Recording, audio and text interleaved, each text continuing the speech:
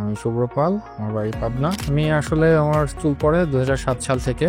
তো চুল পড়তে পড়তে একটা পর্যায়ে আমার চুল অনেকটাই নাই হয়ে যায়। তারপর আমি ডিসিশন নিলাম যে আমার ট্রান্সপ্লান্ট করলে ভালো হবে। তারপর আমি ফেসবুক, ইউটিউব থেকে বিভিন্ন মাধ্যম থেকে জানতে পারলাম ফ্রি হেয়ার গ্রোথ সম্পর্কে। তো শুরুতেই এটা তো ছিল ইন্ডিয়াতে, এটা তো যাওয়ার জন্য খুবই কষ্টসাধ্য ছিল। পরে আস্তে আস্তে আমার বড় ভাইদের সাথে যারা এখানে গিয়ে ট্রান্সপ্লান্ট করে আসছে তাদের সাথে আলাপ করলাম। তারা বললো যে আমাদের এই সেন্টারটা বাংলাদেশে আমরা নিয়ে আসার চেষ্টা করতেছি, আগামী বছর হয়তো আসবে। গত বছর কথা হলো। তো তারপরে অপেক্ষায় থাকার ফলে পালা শেষ হলো। তারপরে এখানে আসলাম, এখানে সার্ভিসটা চালু হলো, তাদের হেয়ার গ্রোথ সার্ভিসটা। এখানে আসলাম, এসে ডাক্তারকে দেখালাম। তো সে বললো যে ট্রান্সপ্লান্ট করা যাবে। তারপর এখানে ট্রান্সপ্লান্ট করলাম, যে গত 7 দিন হলো আমার ট্রান্সপ্লান্টটা হয়েছে, গত শুক্রবারে। তো ট্রান্সপ্লান্ট করার পর এখানে যেটা মনে হলো যে আমি স্যাটিসফাই, যে যেরকম চাইছিলাম ঠিক সেরকমই পাইছি আর কি। এখন রেজাল্ট আসলে পূর্ণাঙ্গ ফলাফল পেয়ে যাবো আর কি।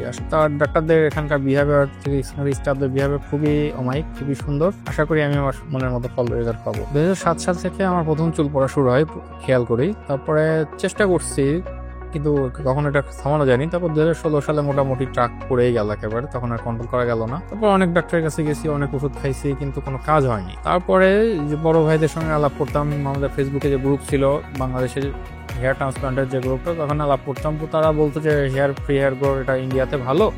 তারপর তাদের কাছে আলাপ করছি, পরামর্শ নিচ্ছি। তারা বলছে যে একটু ওয়েট করেন, আমরা বাংলাদেশে এটা নিয়ে আসবো, আমাদের ফ্রি হেয়ার গ্রোথটা বাংলাদেশে আমরা চালু করবো। এখানে চালু হলো। তারপর এখানে আসলাম, ডাক্তারকে দেখালাম। ডাক্তার দেখে ডাক্তার বললো যে ট্রান্সপ্লান্ট কথা ডাক্তার নিজেও বললো।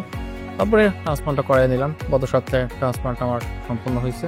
আজকে হেড ওয়াশ করতে আসলাম। আশা করি আমি সম্পূর্ণ আশাবাদী যে আমার রেজাল্টটা মোটামুটি ভালো হবে, আমি আমার মনের মতো রেজাল্ট পাবো।